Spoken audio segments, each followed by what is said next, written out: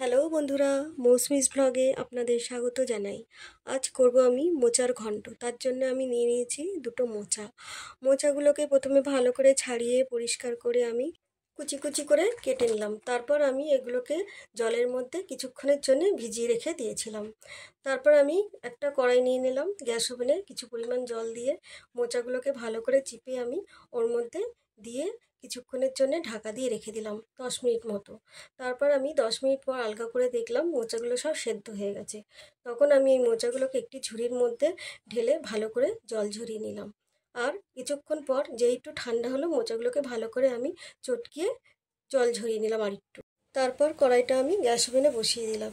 কড়াইটা যেই গরম হলো ওর মধ্যে আমি কিছু পরিমাণ সাদা তেল দিলাম। তেলটা যেই গরম হলো ওর মধ্যে দিয়ে দিলাম তেজপাতা, শুকনো লঙ্কা আর সাদা জিরে। আবার একটু নাড়াচাড়া করে ওর মধ্যে দিয়ে দিলাম কাঁচা লঙ্কা।